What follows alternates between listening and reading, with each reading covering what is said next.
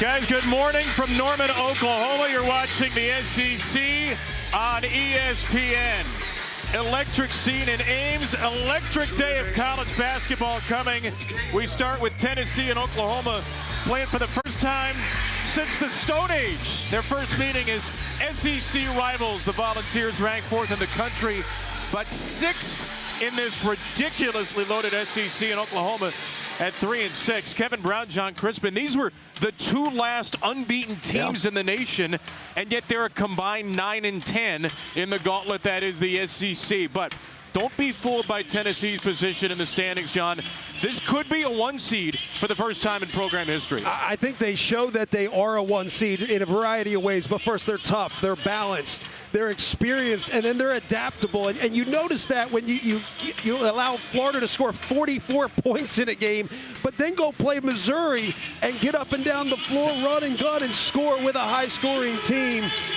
Going to have their hands full because it looks like Jeremy Fears is playing today, Kev. Yeah, the Oklahoma freshman who classified up. He was a true game-time decision, Porter Moser told us, with a thigh bruise.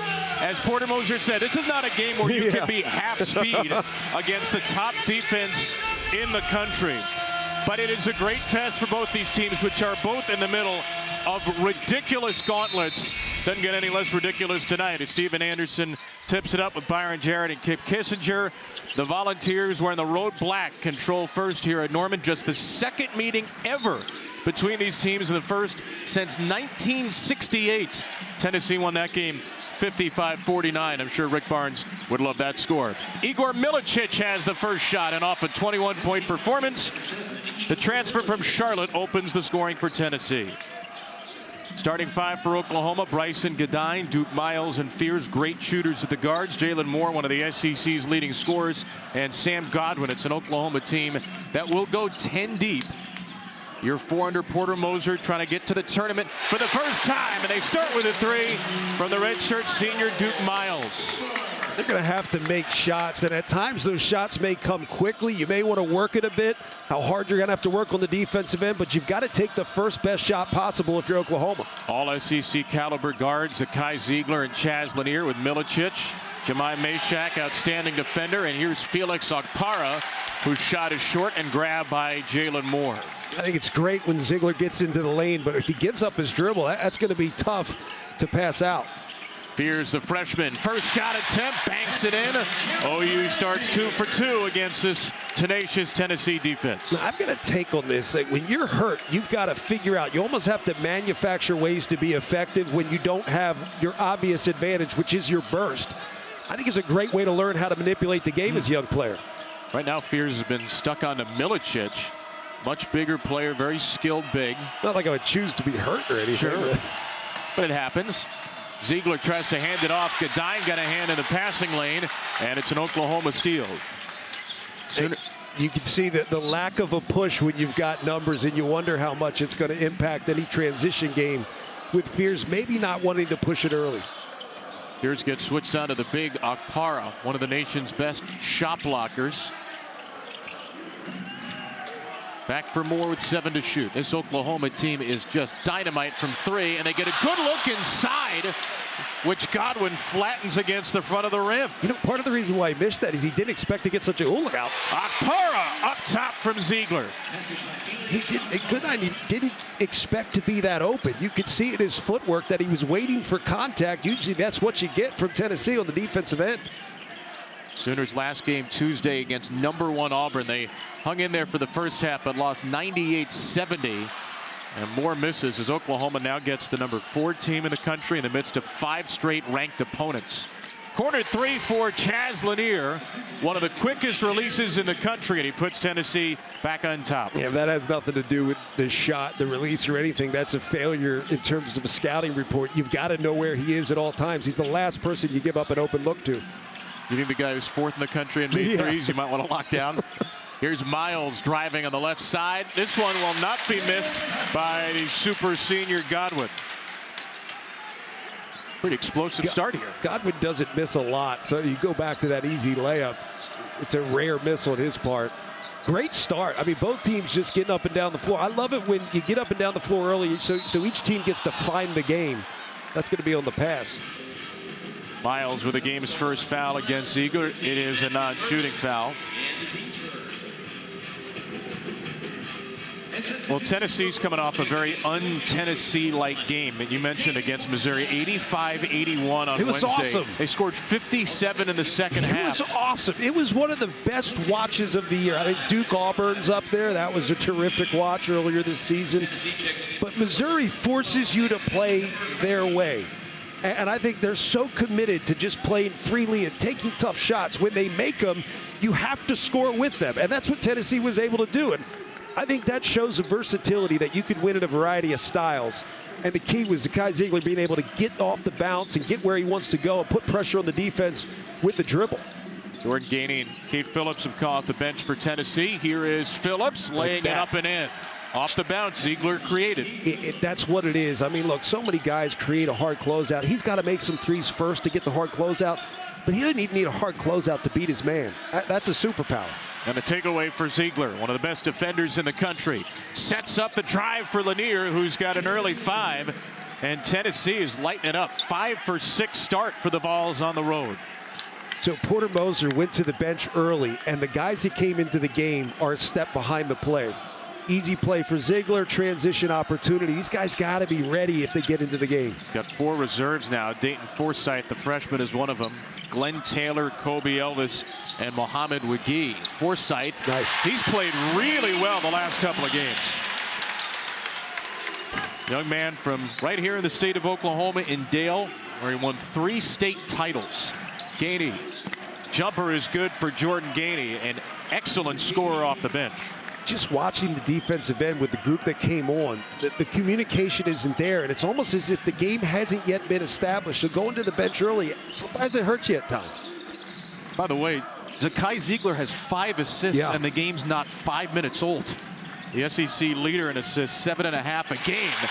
Moore knocks down the 3 for Oklahoma. Sometimes a morning start means it's a little slow to get out of bed and get going. These teams are just firing at will. This has been awesome. Ziegler's pass is kicked, and that's finally our immediate timeout. This has been high-flying stuff, John. This is a great start. Look, you don't know what you're going to get at times. Tennessee can really lock things down and turn it into a your turn, my turn game. Both teams are making shots, but man, if you get easy offense, if you're Tennessee, look out. This is a dangerous team with the way they control a game. Great start for us.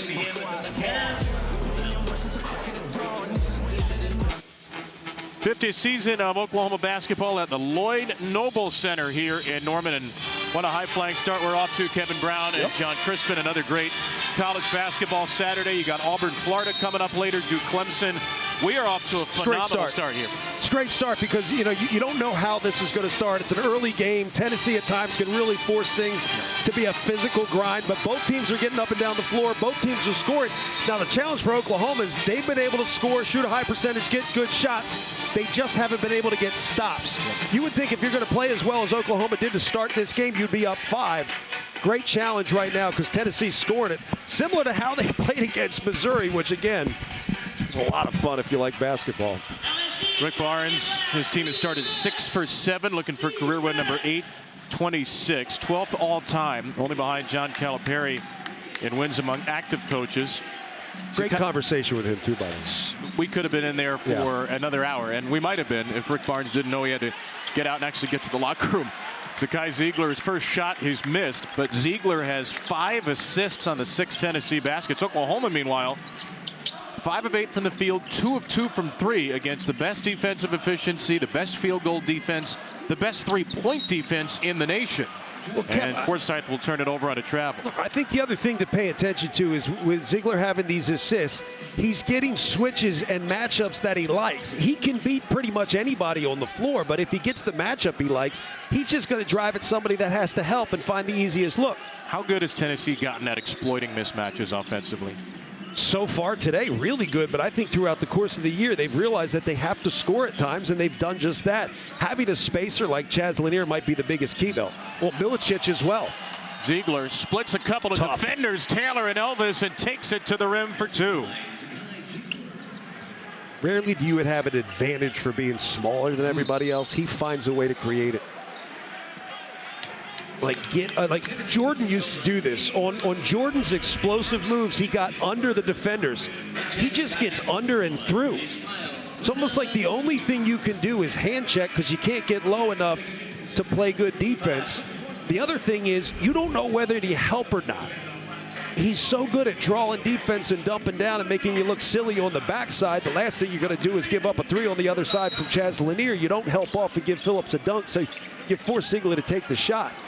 If he beats his man, you're in a bad situation. Jeremiah Fears back to the floor for Oklahoma. Luke Northweather sees the court for the first time. Deep 3 is short, a couple of times short for Fears. And here's Gainey for Tennessee. Maybe a little shuffle, the Oklahoma fans thought. So did Porter Moser. Tennessee's got Darlington Dubar on the floor for the first time. Going to work against Northweather, and that little flip shot goes for the Hofstra transfer. Rick Barnes said it, man. In a way, it's cyclical. It's going to come back to the point where you got to be able to win the game inside. And then at times play inside out. And I think he's been committed to that. It's why they've had sustained success. Tennessee 8 for 10 to start here at Norman. Fears dumps it off inside. Northweather out for Miles. A flyby from Dubar. Taylor will take a 3. That's off the mark and tipped into the hands of Jordan Gainey for the Vols. All right, everybody should watch that defensive possession and just say, look, this is how you scramble with urgency. Lanier. The ball finds its way to Phillips. Here's Ziegler off the bounce again. Inside Taylor for a tough 2. All you could do is hand check, and he got away with it, and he still scored. Godine drives it. Missed it. Stood up by Phillips. And then Godine commits a foul, and the Tennessee bench is up in appreciation. Ziegler gets full on like pass blocked. He just gets chucked on the attack and still finds a way to finish. But why? Because the shot blocker will not fully commit to stopping him because of his ability to pass. 16 out of 19 in the paint right now for Tennessee, and a couple of those for the smallest scholarship volunteers since Ralph Parton in 1980. 5'9" Zakai Ziegler. Gainey turns it over to Taylor. Fears racing down the floor. Boy, the thigh looked good there. I mean, let's be honest. Like, it's probably okay once it loosens up. Halftime will be a different story. Yeah. He's got to keep it loose. If it gets hit, that's another one. Also, like, adrenaline, man. This is a battle right now. If your adrenaline picks up, you roll. Lanier rattles in at 3. Chaz Lanier's second 3 of the game. But Fears was right there, but he wasn't up in his space. You've got to know who you're covering. What a ridiculous start for Tennessee. Start. This is how they played in the second half against Missouri. They're 10 for 12. Godwin couldn't finish. He's missed a couple at the rim. Oklahoma just has to settle in. Just a good possession defensively and a good possession on the offensive end, and you feel like you're in this game. Be careful getting up and down right now with the creativity of the Vols right now. Lanier drives it on Taylor this time. Another tough finish at the rim, and a timeout Oklahoma. From inside, from outside, Tennessee is owning Oklahoma. An 11-2 Volunteers run. It's amazing what happens when you can knock down threes. What happens? You get hard closeouts. Hard closeouts are the easiest thing to attack. Great finish from Chaz Lanier. I feel like I've helped the team succeed by buying into the team's defensive philosophy. That was one of the reasons I chose to come to the University of Tennessee. I also feel like I've helped the team by excelling in my role as a scorer, and my teammates have done a great job finding me, and we've all helped each other win. That was Chaz Lanier in our Wooden Watch, brought to you by Principal. Once again, what a find in the transfer portal for Tennessee, following the footsteps of Dalton Knecht a year ago. Chaz Lanier at North Florida last year, a 20-point-per-game scorer. A year before that, he scored less than 5 a game at North Florida. Now he has become one of the elite scorers in the best league maybe we've ever seen. Does it make any sense to you on the surface? Does it make any sense that he's having the success that he's having at this level? And the answer is like, not really. And what I think it does is it makes people get outside the box of the obvious talent and the high-ranking, whatever they are, 5-star, 4 stars, whatever we do, top 100, top 50. There's a ton of talent out there. If you know how to find the right guys and maximize the potential, you look like a genius as a coach. Right now, that's Rick Barnes. He's done it 2 years in a row. He's doing it with a Tennessee team that is 4th in the country, 19-4 overall. They've played just a gauntlet of a schedule, coming off of 5 straight games against top 15 teams, and they went 3-2 in those 5. Is that a reasonable rate? I think so. I don't think it was even a rant. No, it was just a point. Taylor it was a scores ranty it. point. That's what it was. A ranty point. There you go. Anyway, that's a good bucket to get out of the timeout. It's like a stabilizing bucket. It allows you to get your defense set. Now you can communicate, have a good possession on this end. Just been a challenge to start.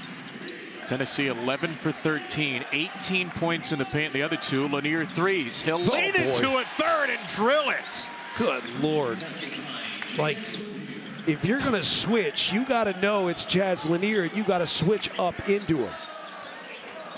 Not switch back on your heels with your hands up. Man, he's been lights out. It's a kid who scored 1.7 a game for North Florida in the A-Sun as a freshman. Just dominating SEC play as Moore misses inside. Player development that he had there at North Florida, the rapid development he's had here physically, mentally in his year at Tennessee. Once again, they do it in Tennessee. Dubar will take a 3. He'll score it.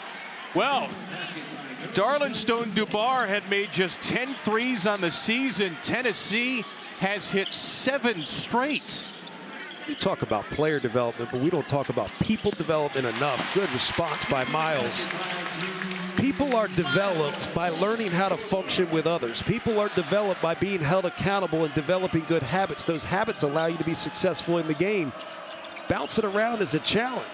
You stay someplace, you figure out how to win at this level, you can compete anywhere. Mashack drops it off. Lanier, Gainey, 3. It's good. 8 straight makes for Tennessee. They are 5 for 5 from 3. They simply cannot miss.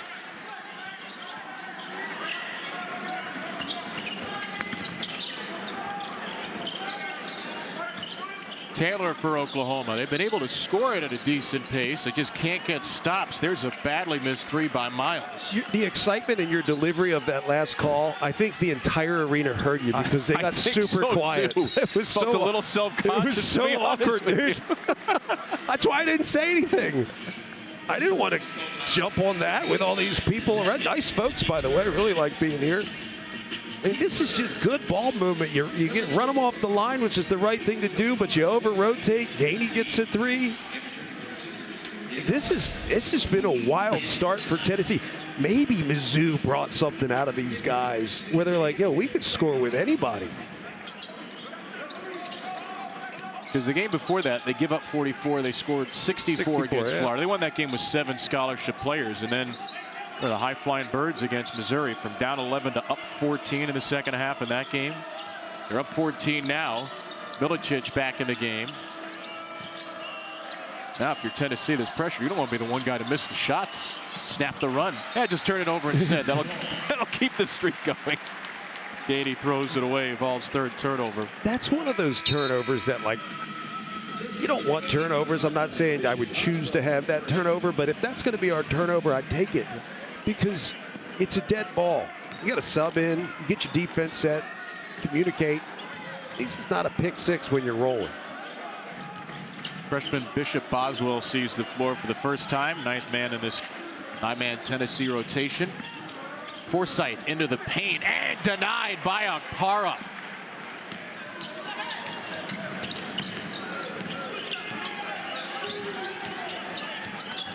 Well, that's maybe not the kind of turnover you want.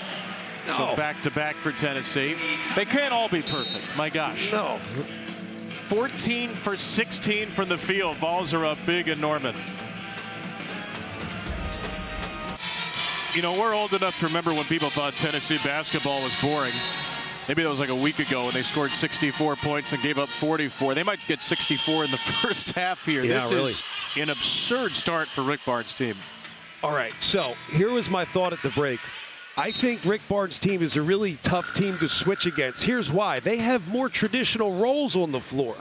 Teams have been able to switch a lot of teams because of the versatility on the floor, right? 1 through 5, we're just basketball players. We're not a 5, we're not a center, we're not a point guard.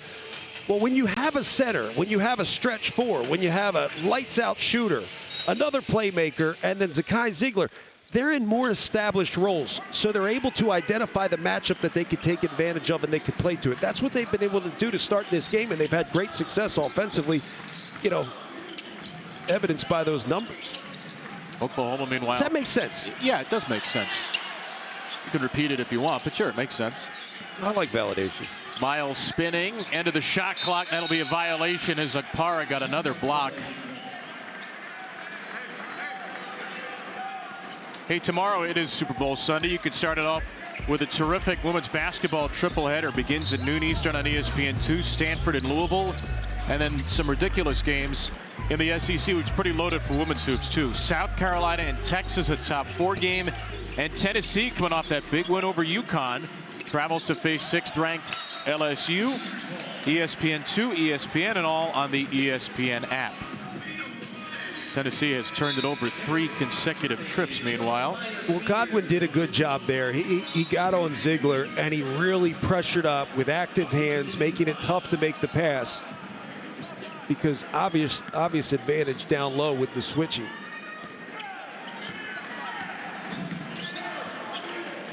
"13 minutes gone by. There has not been a free throw attempted in this game.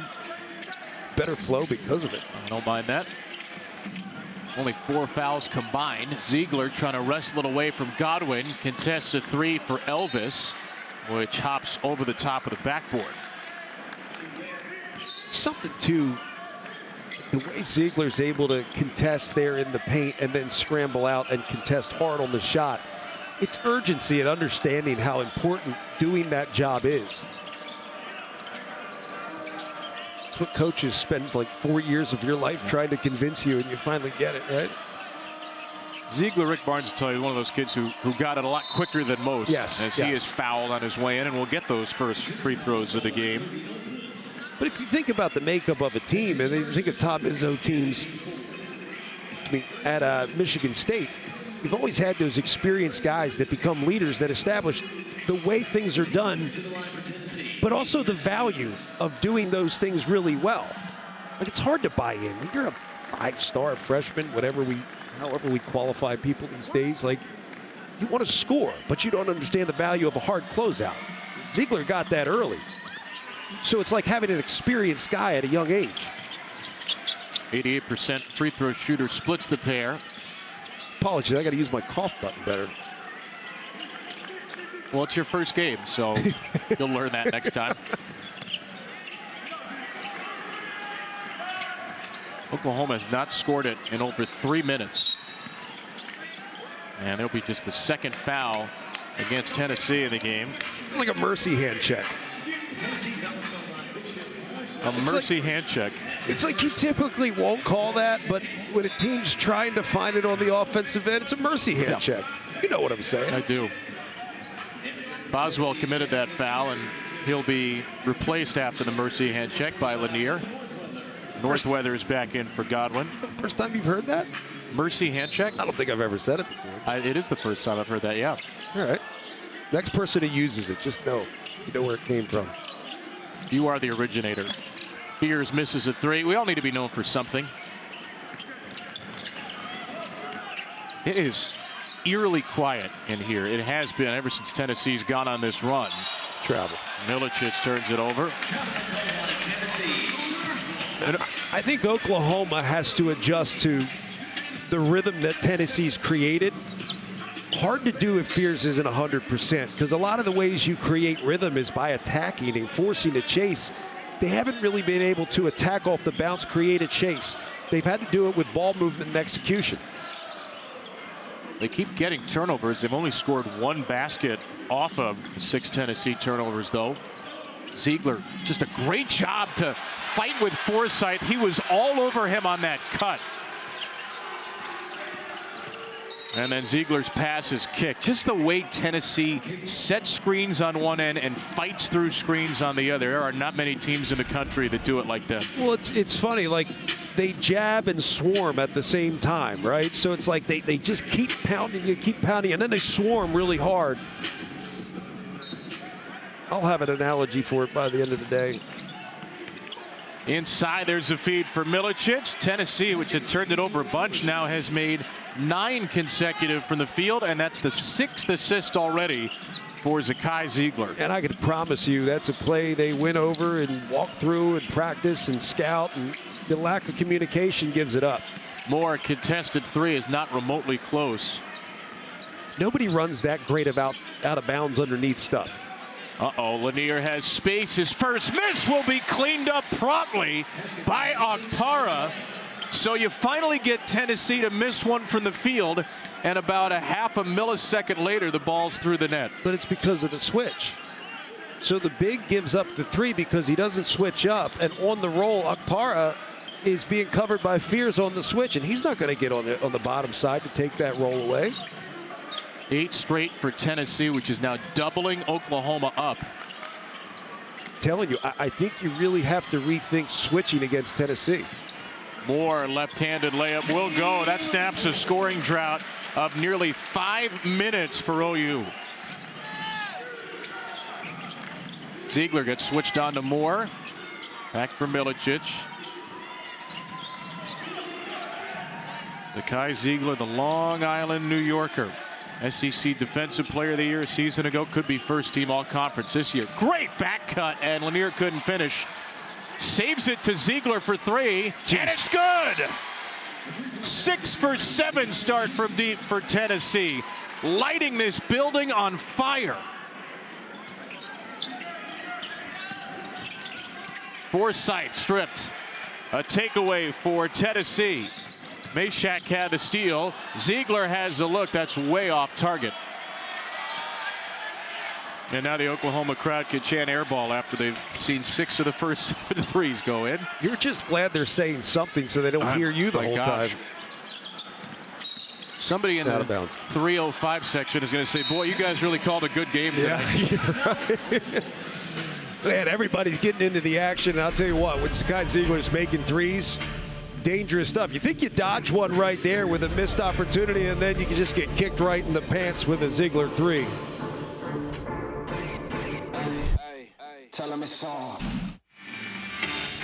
Subban, thank you. We'll see you in Huck in 3 minutes and 18 seconds. So this has been an insane start for Tennessee. And Oklahoma and Jeremiah Fears face #1 Auburn on the road on Tuesday. They get #4 Tennessee here.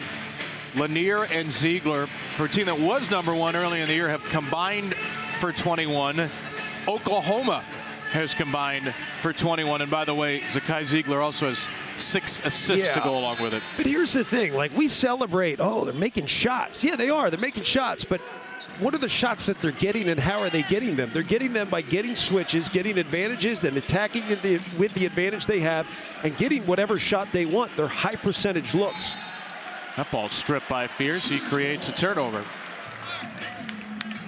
Tennessee was down 5-4 early, and they have just controlled the game completely since then. 37-16 over the last 14 minutes or so, despite 7 first-half turnovers, and that was an issue against Missouri on Wednesday. I think there's this thought, like, you know, oh, well, we made shots so we were good. It's like, yeah, but what shots did you get? You know, when you score a lot of points, what shots do you get? Like, and how did you get those shots? Did you create rhythm into the shot? Good cut. Godine gets it from Fears. First bucket for Bryson Godine, the 6-year senior. I would argue that a drive and kick 3 is one of the more high percentage shots. Just like an offensive rebounded kick out 3, it's a high percentage shot. There's rhythm into the shot. The shot preparation's there. And if you can build upon those, you can continue to get good looks until you get long closeouts and attack them and do this. Just get to the rim. Zeigler kicks it out. Drive and kick 3. Gainey got a good look, missed it. And then Zeigler, smallest guy in the court, tracks it down.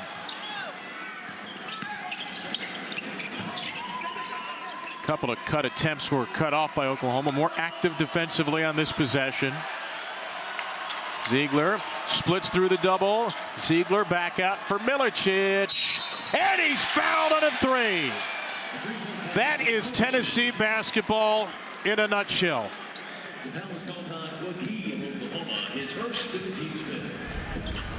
Oklahoma was good in that possession. They were really good until like the 3-second mark.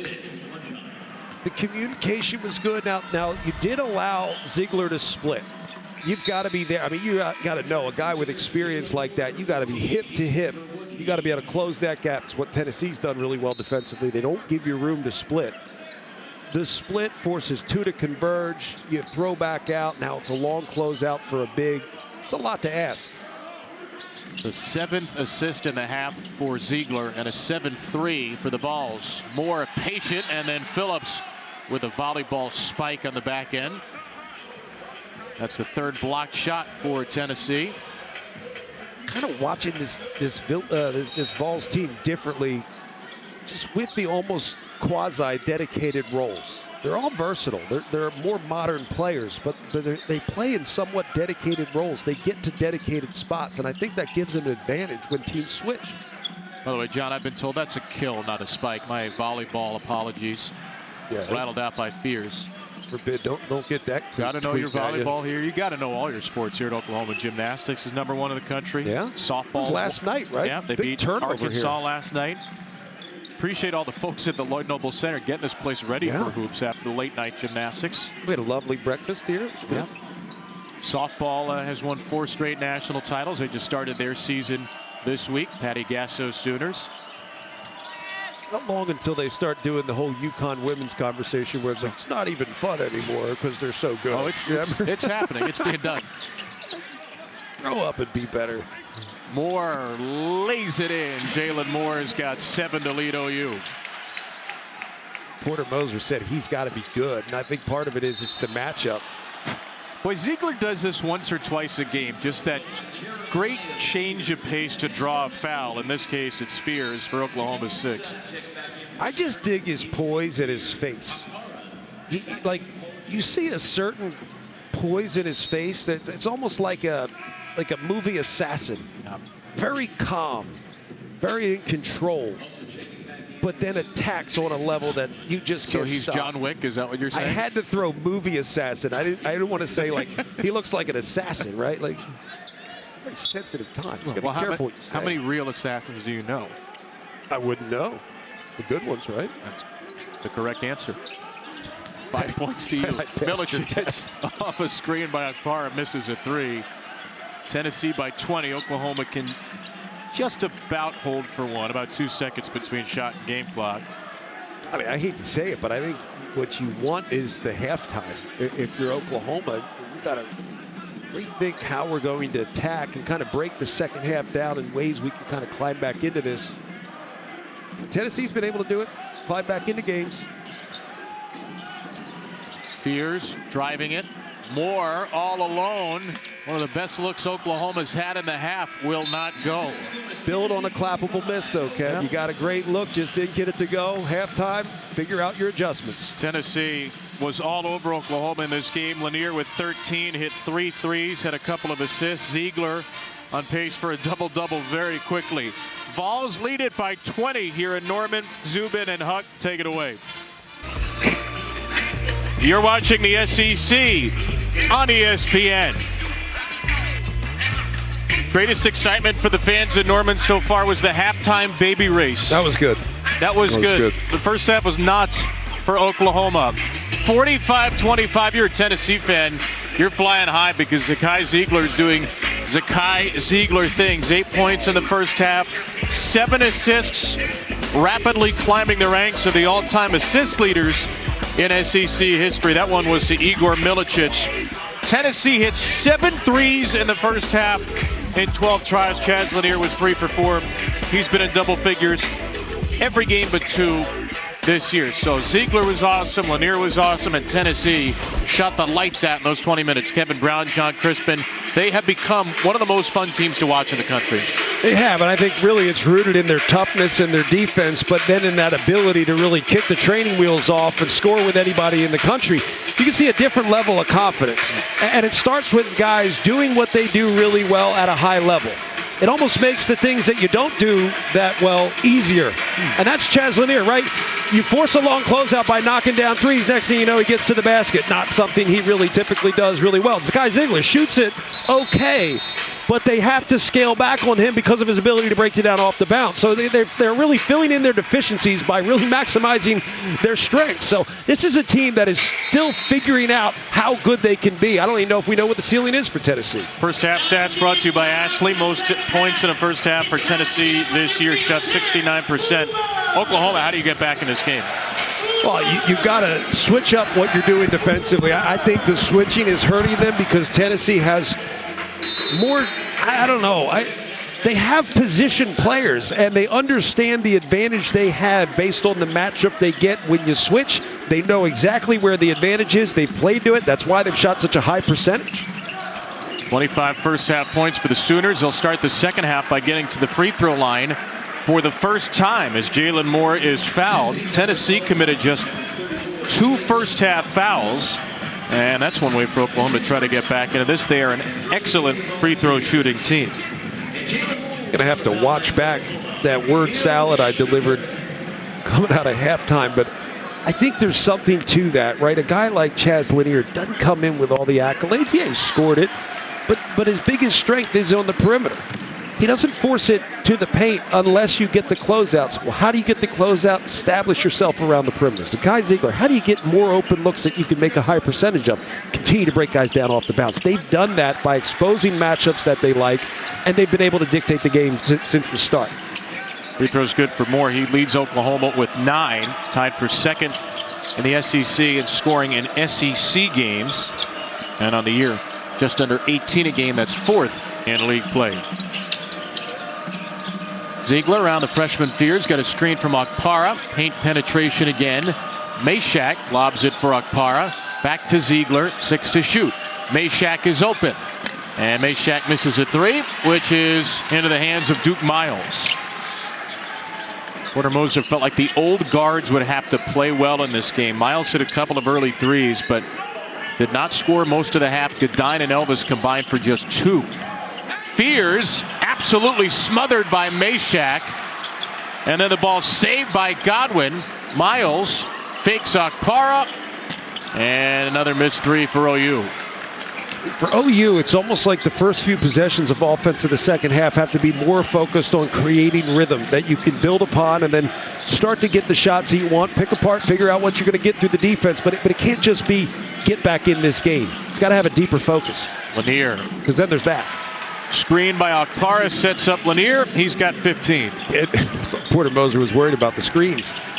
Right? He said they set good screens, right? Said it's like you have to play through 10 screens a possession. Very deep 3. Fears misses it. He also said a lot of them could probably be called. Yeah. Sort of like the old Seahawks Legion of Boom. If you hold on every play, they're not going to call holding every play. Corner 3, Lanier. They just expect it to go in when it leaves his hands at this point. 3.5 threes per game, 4th in the country. He's hit 3 today. Godine, another dynamite 3-point shooter, finally gets one to go from deep.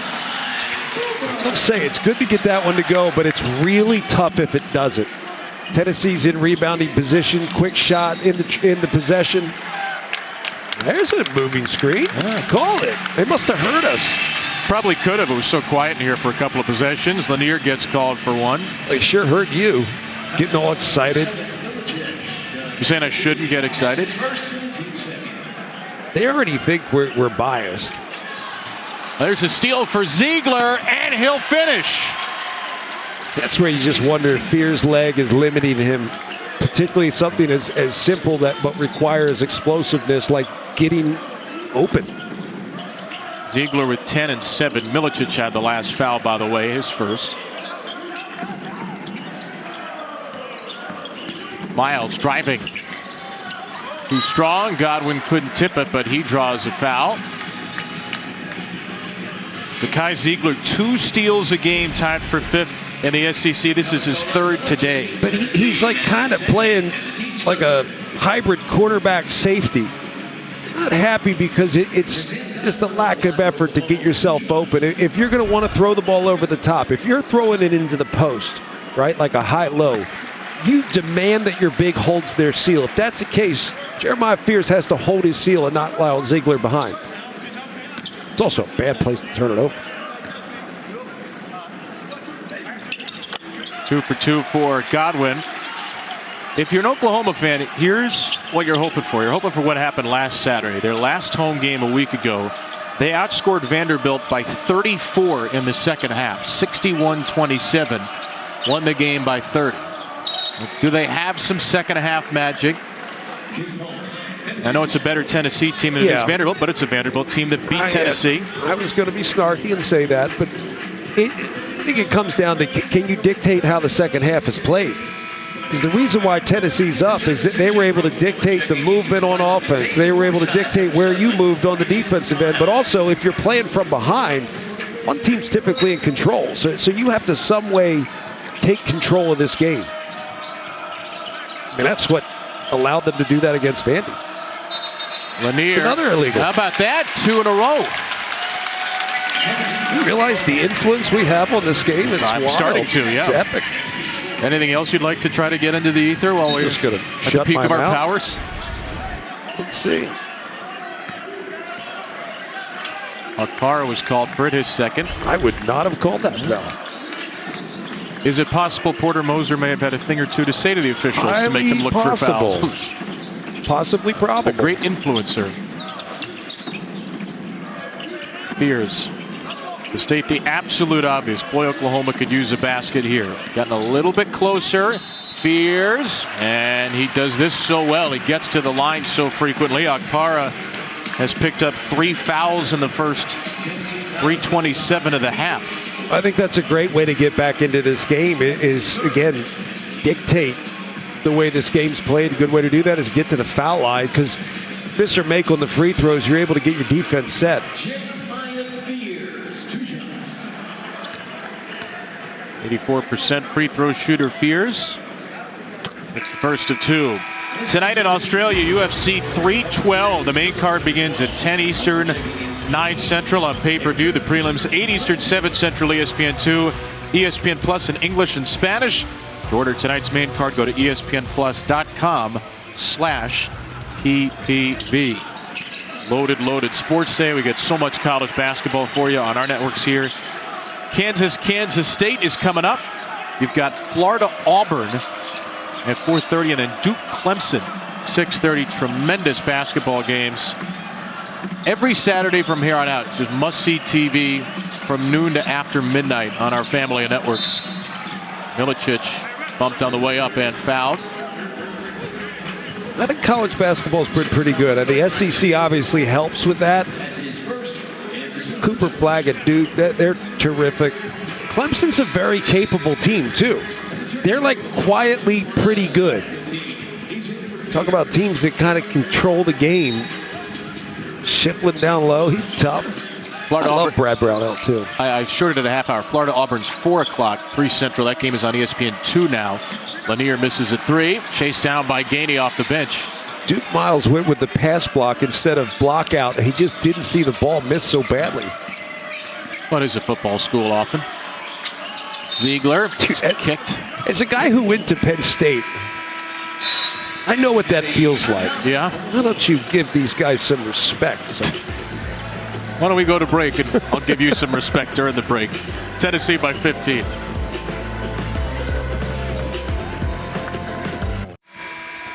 $15-point lead for Tennessee. What will be yet another quad 1 win for Rick Barnes' team, which has faced an absolute gauntlet this year. I think we're used to seeing Tennessee basketball near the top of the rankings at the top of the SEC now, but let's not forget how special this has been. Tennessee's only been to the Elite Eight twice. Last year was their second. 6 NCAA tournament berths in Rick Barnes' first 9 years, winning record against all these great coaches. The last 4 years, Tennessee has more wins against top 25 teams than anyone. They're 26-17. And a couple of things. Number one, you win enough, it becomes sort of commonplace. Number two, Tennessee's had some higher profile losses in the tournament. But the ceiling continues to be raised on this program. And this could be the first ever #1 seed in Tennessee basketball's men's basketball history. Great find by awesome. Milicic. He hits Lanier, who's got 17. You were talking. I was half listening. I was watching beautiful basketball. But I agree. I think this team has a higher ceiling because of the versatility. And kind of case in point, again, hold Florida to 44 and win a game 64-44, or go up against Missouri and run up and down the floor and score one of the best offensive teams in the country. That versatility makes you dangerous, but they also have the stability of established roles and positions. And I think that makes the modern teams today have to adjust to them. Like, everybody switches. And the more I watch this Tennessee team, I go, I don't know if I would switch against them. I just think they have so many ways to pick you apart. Got to be concerned with Lanier coming off that little rub, handoff, three-point shot. So what do? You hug up and you get beat on a back door. So they could execute in the half court. They can run you up and down the floor. They can defend and grind it out and play Revolutionary War style basketball, right? Your turn, my turn. Or they can just break you down when they get the matchups. I mean, they can beat you in every style of game. Ziegler goes 1 for 2. Doesn't make you perfect, by the way. Doesn't make you But that hasn't perfect. been the case for some of Rick Barnes' teams, right? Which were more grinded out teams, but shots weren't always there. It's not even that shots wouldn't fall in the tournament. It's getting the kinds of shots that they're getting now. I think 2 years ago, I was with Westwood One doing the NCAA tournament at Sweet 16 Elite 8. That was the FAU year. Yep. And that was a team that had to turn it into a fist fight, right? I don't mean an actual fist fight, obviously. But that's the way the game had to be played for them to really win. They couldn't score with everybody. And that was a challenge, and they had to figure out a way to overcome that. They couldn't. And I think now you're starting to see a team that has a little better balance, better spacing. They got dedicated playmakers, dedicated shot makers, and then bigs who are willing to stretch and kind of be ball movers or play back to the basket. Good balance on this team. Ziegler just tied up a turnover at the possession arrow to Tennessee, leading by 18 with under 15 to go.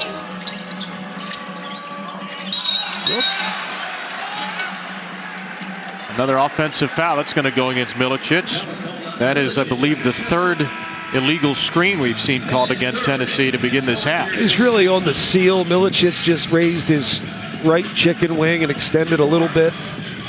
Fourth sight, I think he sold it a little bit, and good for, yeah, there it is. Here's the best thing. You know, God bless these officials for not going to the monitor to spend the next 10 minutes looking at that. Like, they always pick apart plays that officials don't get right. I think that's one that they should share that with one another. Say, hey, this is how you do it, guys. Don't stop play to look at that. This three by Godin. Ziegler will screener roll with Phillips. The lob and the finish. Cade Phillips delivers on the 8th assist for Zakai Ziegler. Indecision, right? Stay with the ball, go with the ball. Who do you allow to roll? Nobody really commits to either, and Ziegler picks you apart.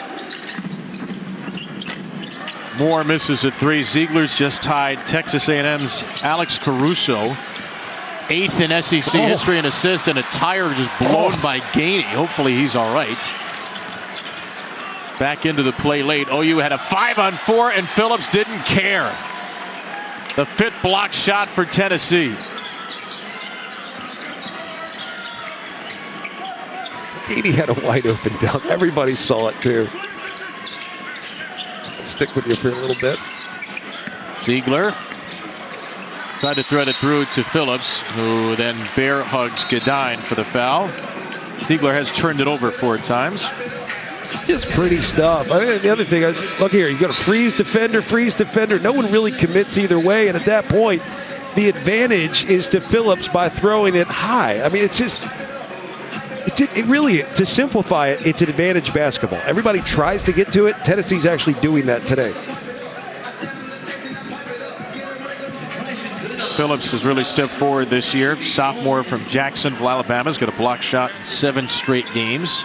1-1 now for OU as Godin hits the free throw. He gives them a little added versatility. When you think of some of the bigs they've had over years past, like, they're not as mobile as Phillips is. Phillips really gets up and down the floor, and then you saw on the block 3-point shot, really closes out the shooters really well. 7'2" wingspan. If you read the Tennessee game notes, you see the word wingspan about 1,600 times. But those are the kinds of players they recruit. Ziegler's 5'9", but he's got a wingspan of 6'2". Meshack 6'4". He's got a wingspan of 6'9". Love those matters. long disruptors. Length is disruptive. I mean, look at Duke. Duke defensively is disruptive in so many ways. Do they go for a ton of steals, or do they kind of coax you into them by closing a lot of gaps with their length? Ziegler gets the switch on McGee here. He'll shoot over him, and he'll hit a three. Zakai Ziegler was 4 for 4 from three, and the win over Missouri is 2 for 3 today. He's got 14 points. Taylor. 3 Vols are there. Phillips nearly deflects that pass. And then Phillips does deflect that one. Got his big paw on it. Gainey's on the deck. This will be a tie-up and Oklahoma possession. But another frenetic, frenzied bit of action by the Vols defense. I also think you have to point out the fact that their defense is very well coached. So they get into gaps even when they're out of position. So you dribble up, and Phillips got himself into the passing lane, almost anticipating taking that next pass away. Old guys know how to do that, right? Because old guys try to figure out how to take breaks. For young guys to figure out how to play position basketball on the defensive end, that's a huge advantage. Ziegler will get a breather here before the under 12. Boswell returns. Yep. Fears stepped out. Oklahoma turns it over for the 9th time. Was it you earlier this season that pointed that out? Like, we have that call a lot and we need to do something about it? All play-by-play guys are the same to me. I know. Thank you so much. We're interchangeable. I know I pointed out that we seem to see it every game. Someone made the comment like, oh, should the court be wider? I'm like, however wide you make it, we want to create space on the floor, so we'll take advantage of it and probably still step out of bounds. Well, if you think it was a silly comment, it definitely wasn't me. Off the missed rebound, here comes Tennessee. Dubar back in the game after a good first half. Volunteers by 21. The largest lead, 22. They're shooting 23 for 35, a ridiculous 66% from the field. Gainey off a cut. Fights his way to get the ball to Meshack. With 3 to shoot. Boswell. He doesn't know. Meshack, and that's a shot clock violation. 13th turnover for Tennessee. That's about the only black mark on this score line. All Volunteers on this Saturday.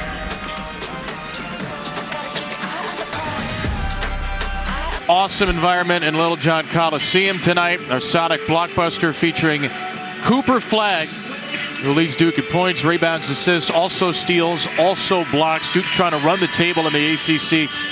Will this be their toughest test in league play? Look at the bicep on Blake Griffin. There's no way that's real. Herculean. Or does he have a tiny head? Like, I was waiting for you to finish saying what you were saying. The promo. I waited. I was the whole time, I was like a child waiting for someone to finish talking. So just to be clear, the answer to will this be Duke's toughest test in the ACC was, does Blake Griffin have a small head? I thought it was like a... I just want the transcript to be read back to me cleanly. Just reading. Anyway, the answer will be yes. Thank you for participating in my made-up exercise. Fears elbow jumper is good. Just his 3rd make of the day. I think he's obviously been limited, and you got to give him credit for fighting. Because you go back to what Porter Moser said to us before the game, which was, look, this is a really tough game to be at 50%. And he's absolutely right. You learn a little about yourself, and coach learns, your team learns a lot about you for fighting through it. Lanier. So pretty. 19 points for Chaz Lanier ahead of his season average. Quickest release maybe in the SEC as that ball's intercepted by Ziegler. Caleb Brill, Missouri, be up there too, I think. Yep. There's a travel against Meshack. Lanier has like the whole presence of a shooter, right? Very cool, chill. I mean, I don't even know if he's sweating right now. Just has that look. Flowy into shots. He's never in a rush. Again, there's always a reason why people make a high percentage. And they're rarely spazzes, right? How many spazzes have you seen make 50% of their threes, right? I haven't been keeping track. So you know what I'm talking about. Like, typically. Taylor with a 3. That's short. I'm talking like the high energy, high motor guys. They struggle to make shots consistently. Lanier just has a great poise. Composure. Both his parents were college basketball players. Lanier will shoot it again. That's offline. Well schooled. His dad Thomas was a 1,200-point scorer at Lipscomb. His mom Stacy played at Alcorn State. As Godin will get to the line where Oklahoma scored most of its points this half. I also think you learn a little something by learning the game at a lower level. No offense to the lower level, but and then you get here, there's a different appreciation. You understand what you do well and you focus on that. He's done just that here at Tennessee. Today on ESPN, the Pacers and the Lakers at 4 Eastern. A special edition of NBA on ESPN presented by State Farm. ESPN and the ESPN app. No Luka Doncic yet. Be there, but not quite cleared to return from his calf injury for the new look Lakers, who will have Luka, who will have LeBron, and here's your big 3, former Oklahoma Sooner Austin Reeves, who's had an terrific career. I mean, he's a good golfer too, which matters. But yeah, he's had a terrific run. I thought he was really good at Oklahoma. I thought it was great potential, but not at the level he's performing right now. I am really interested to see the dynamic of Luka and LeBron, though. What do you think? Well, I don't want to tell you what I really think, because I'm sure I have a contract coming up or something. But no, just to balance out. Not with the Lakers. The ball heaviness, right? And I think LeBron's as good as anybody at moving the game, but he has to have the ball to be able to do that. Luka's it's more of a ball-heavy guy too. And there aren't always negative things, but you never know how some of the best talent in the world will function together. You just don't. So I'm there for the soap opera. It'll be relentlessly entertaining, whatever happens. Ziegler, great find, and Lanier's got another 20-point game. Just picking them apart because you're so concerned with Lanier coming off of that screen. So you get on the top side, he makes the right read, and he gets an easy layup. Just good stuff. 9th 20-point game of the season for him. Taylor driving in. Held up well by Lanier there. Ziegler, by the way, is now tied for 7th in SEC history in assists with LSU's Kenny Higgs, 1974-78. Every time Ziegler gets an assist, he ties somebody else on the all-time leaderboard. It's keeping you busy. It sure is. Another good look for Lanier. This 3 is short and grabbed by Ziegler. That could have been an assist, but Meshack didn't want to shoot.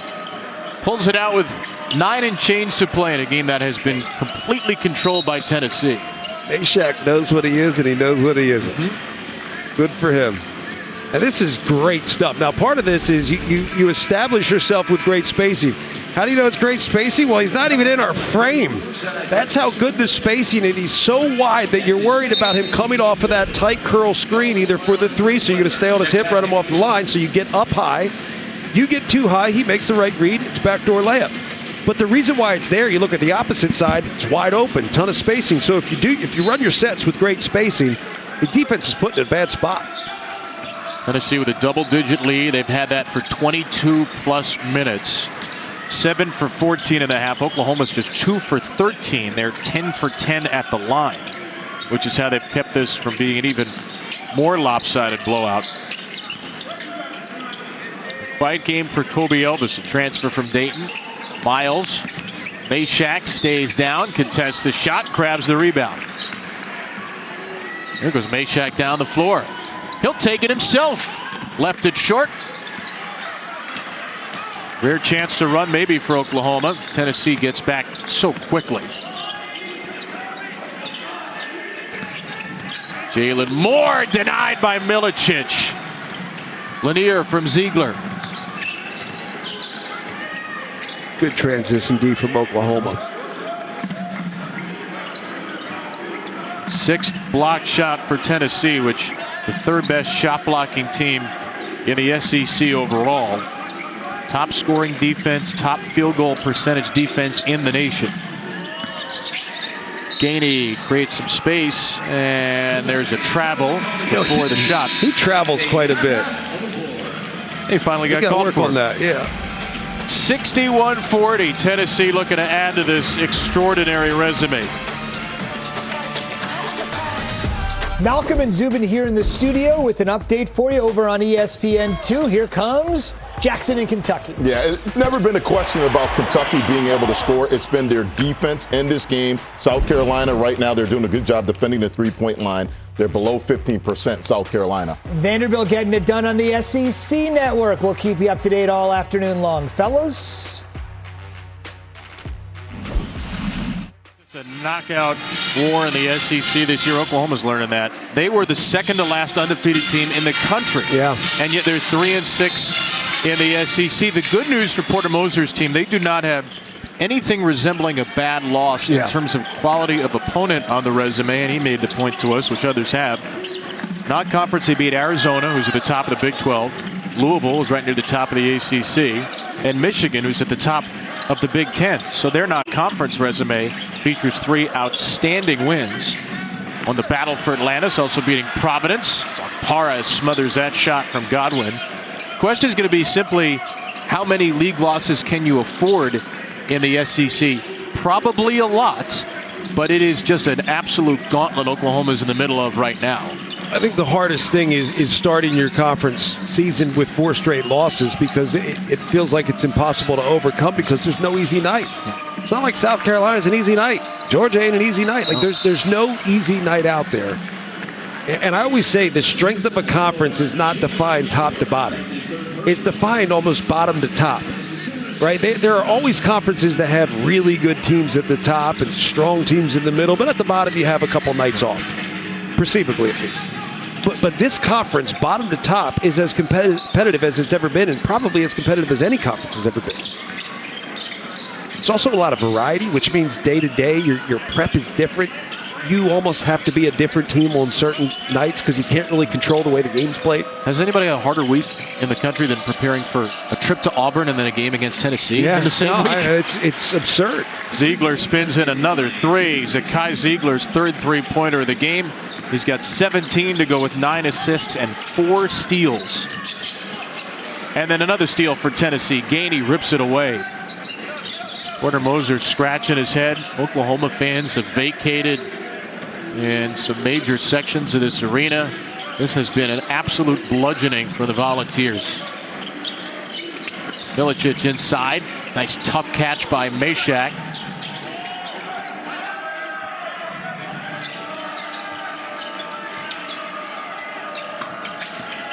Here's Meshack, gonna have to be him, and it is.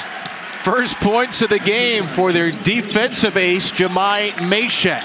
Yeah, but he's one of those guys where he's like first team all SEC, want to play with, don't want to play against. That's the Meshack kind of guy. You want that guy on the team. He actually provides great balance because of what he's willing to do, what he understands that he doesn't really do that well.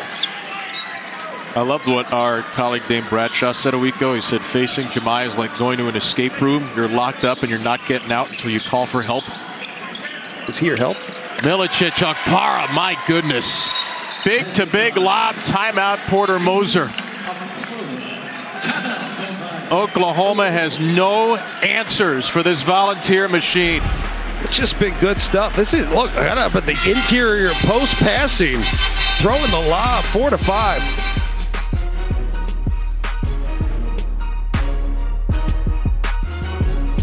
ESPN2 for you, son. I hope Jay and Janai got into those blue solo cups a little bit later.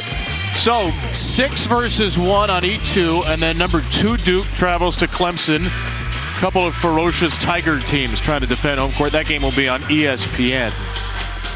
Who brought the Call God sweatshirt to tailgating beer pong? I love it. I'll tell you what, I don't know if there's a better crowd. I have not gotten to call a game. This is like an announcement to whoever assigns our games, guys. I like that you do this on the air, by the way. I have not gotten to call a game there. That place seems epic. Auburn? Particularly, yeah, the jungle. Like when they're that good and they're that fun, like that place seems out of this world.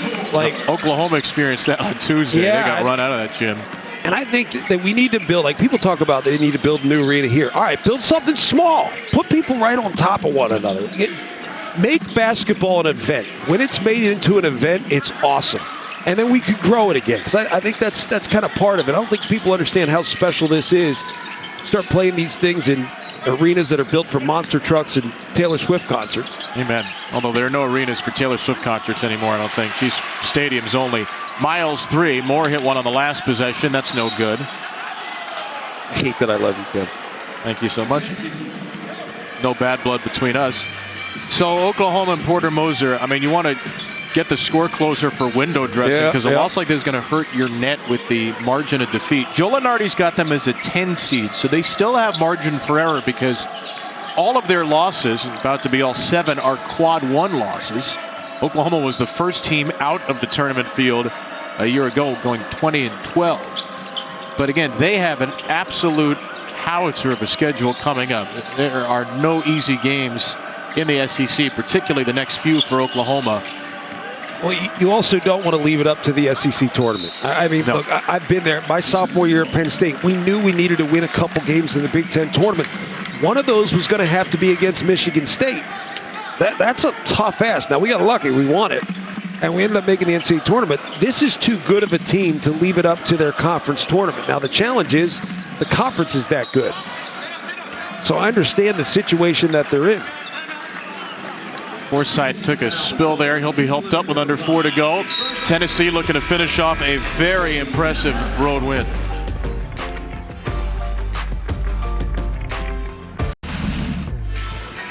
Always a fantastic fight between Kansas and K-State, guys. Wonderful day of college basketball. Again, Auburn, Florida, Duke, Clemson coming up. Texas Tech, Arizona tonight. Great game between 2 new Big 12 rivals, or there's 1 new Big 12 team. Arizona, who's had a great first year in the league. I kind of wondered if Kansas State would find it a little bit after beating Iowa State. Right, they beat Iowa State. They did beat Iowa State, on the road. They really did. Great win. A lot of potential in terms of the personnel on that team. Just haven't been able to find it. Big payroll. Oh, my gosh. Coleman Hawkins making more than probably a lot of rosters in the country. By the way, lest we forget, Alabama, Arkansas, 8:30 Eastern, 7:30 Central tonight on ESPN. The suddenly surging Razorbacks winning at Kentucky and Texas. Inside Okpara, can't finish. By the way, I love that we're all surprised. Who's ever seen a John Calipari team turn it on in late January? Like, this happens every year. Of course, Arkansas is going to be really good down the stretch. Another air ball 3. Tennessee will take over. Speaking of SEC, quadruple header next Saturday on SEC Network. Tennessee's part of it.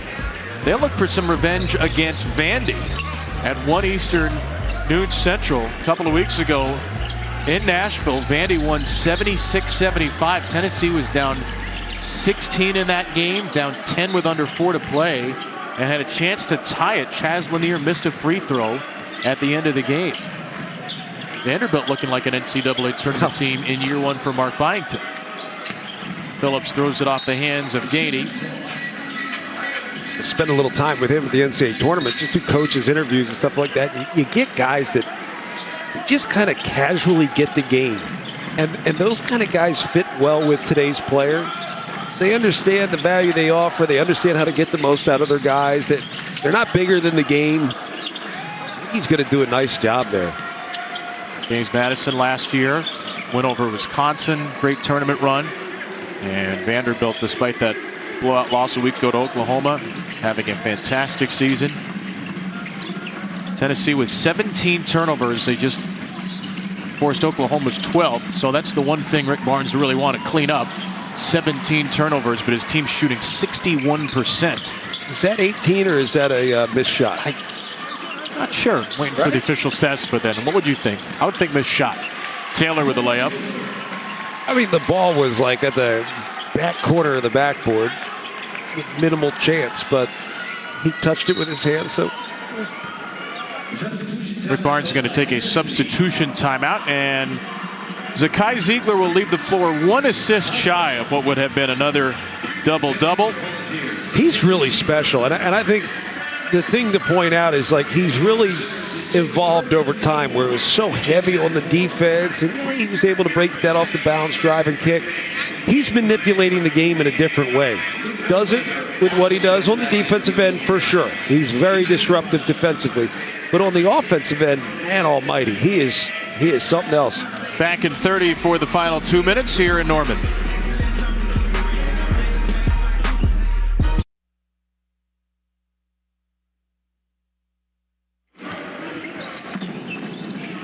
(68-47). Oklahoma is on its largest run of the game, which is 7-0. Other than that, they've only had runs of 5 and 4-0. Tennessee so consistent defensively, but that is the now 19th Volunteers turnover. They did give a turnover, the official stats folks, on the previous possession. Oklahoma has gone pretty deep into the bench here, and Taylor, I don't know if that's going to be a block or what. He just threw it right on Parra's face. You block it with your face, does it count? To quote the great Rob Riggle from The Hangover, in the face! Okpara in the face of what remains of the Oklahoma student section. Another slam. 70-47 Vols. This is one of the more impressive games I've seen from Tennessee in terms of just sheer dominance. I was impressed with what they were able to do against Missouri and run with them, score with them. I was impressed with their ability to hold Florida to 44.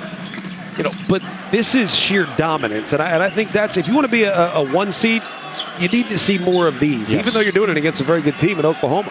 Jacob Fredson Cole, first action of the game, buries the 3. Well, how about this? Oklahoma's won every game this year in transition. They've outscored every team in fast break points except Oklahoma State. That was coming into the week. Auburn outscored them in transition. And now Tennessee's held Oklahoma to 2 fast break points in the whole game. Lanier will miss a 3. A big part of that is the shooting percentage for Tennessee. When you make a high percentage of shots, you don't have a lot of transition opportunities, and a lot of their turnovers have been dead ball turnovers. Dead ball ones. Into McGee, and he will dunk it. And that will be window dressing the guy the next final to me, score. He just says, "Where's that been?" Rick Barnes wins again. All he does is win. 826 in his career, and Tennessee wins game number 20 again. The Volunteers continue to rubber stamp a resume that is looking more and more like a 1 seed and a legit title contender by the day. 70-52, Tennessee demolishes Oklahoma in their first meeting in the SEC. More great basketball coming, but first, back to the studio.